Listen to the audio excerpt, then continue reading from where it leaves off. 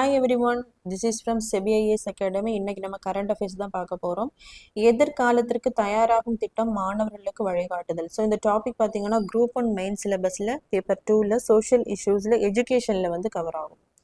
So மாணவர்களை எதிர்காலத்திற்கு தயாராகக்கூடிய ஒரு திட்டம் தான் இந்த எதிர்காலத்திற்கு தயாராகும் திட்டம் அல்லது ஃபியூச்சர் ரெடி திட்டம். ஸோ இந்த திட்டத்தில் வந்து அரசு பள்ளி மாணவர்கள் கற்றல் அடைவு தேர்வுகளை எதிர்கொள்ளும் வகையில் தான் இந்த திட்டம் வந்து செயல்படுத்தி கொண்டிருக்கிறார்கள். So Tamil Nadu school education department, so இவங்க தான் இந்த திட்டத்தை வந்து செயல்படுத்துகிறாங்க. ஸோ இதில் மந்த்லியில் முதல் வாரத்தில் என்ன பண்ணுவாங்க அப்படின்னா 1 to 9ஆம் வகுப்பு வரை உள்ள மாணவர்களுக்கு ஆங்கிலம், கணிதம், அறிவியல் மற்றும் பாடம் சார்ந்த அந்த ஜென்ரல் நாலேஜ் உயர் சிந்தனை வினாக்களை வந்து கொடுப்பாங்க. ஸோ அதாவது இந்த கொஸ்டின்ஸை வந்து ரெடி பண்ணுறவங்க SCRT, அதாவது state council of educational research and training. So இவங்க கொஸ்டின்ஸை ரெடி பண்ணி மாணவர்களுக்கு வந்து கொடுப்பாங்க. ஸோ அந்த கொஸ்டின் பார்த்திங்கன்னா உயர் சிந்தனை அடிப்படையில் வந்து இருக்கும். அதாவது ரொம்ப லாஜிக்கலாக திங்க் பண்ணி அவங்க எழுதுறது மாதிரி இருக்கும்.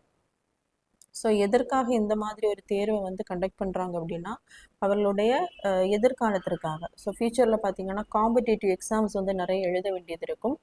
ஸோ அந்த ஒரு ஸ்கில்லை வந்து அவங்கக்கிட்ட இம்ப்ரூவ் பண்ணுறதுக்காகவும் அந்த பயத்தை வந்து போக்குறதுக்காகவும் தான் இந்த எதிர்காலத்திற்கு தயாராகும் திட்டத்தை வந்து செயல்படுத்தி இருக்காங்க. சர்தார் பட்டேல் 150வது பிறந்த நாள், ஒற்றுமைக்கான ஓட்டத்தில் இணைய பிரதமர் அழைப்பு. ஸோ இந்த டாபிக் பார்த்தீங்கன்னா குரூப் 1 மெயின் சிலபஸில் பேப்பர் 2ல் மாடர்ன் ஹிஸ்ட்ரியில் வந்து கவர் ஆகும். ஸோ சர்தார் பட்டேல் அவர்களின் 150வது பிறந்த நாள் வந்து அக்டோபர் 31ஆம் தேதி வந்து கொண்டாடப்படுகிறது. ஸோ எந்த வருடத்தில் இவர் பிறந்திருப்பார் அப்படின்னா 1875ஆம் ஆண்டு.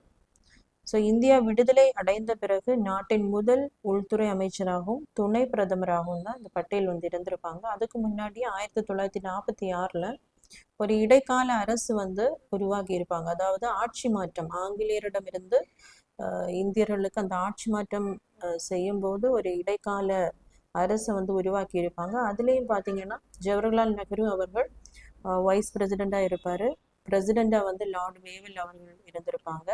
ஸோ அந்த டைம்லையும் மினிஸ்ட்ரியில் வந்து சர்தார் வல்லபாய் பட்டேல் அவர்கள் உள்துறை அமைச்சராக வந்து இருந்திருப்பார். ஸோ இண்டிபெண்டன்ஸ் அடைந்ததுக்கு அப்புறம் நிறைய அந்த சுதேச அரசர்கள் என்ன பண்ணியிருப்பாங்க அப்படின்னா இந்தியாவுடன் இணக்கத்துடன் செல்ல மறுத்திருப்பாங்க. ஸோ அவர்களை எல்லாம் ஒன்று திரட்டி அவர்களுடன் பேசி இந்தியாவை ஒரு தேசமாக ஒருங்கிணைத்த அந்த பெருமை வந்து சர்தார் வல்லபாய் பட்டேல் அவருக்கு தான் சாரும்.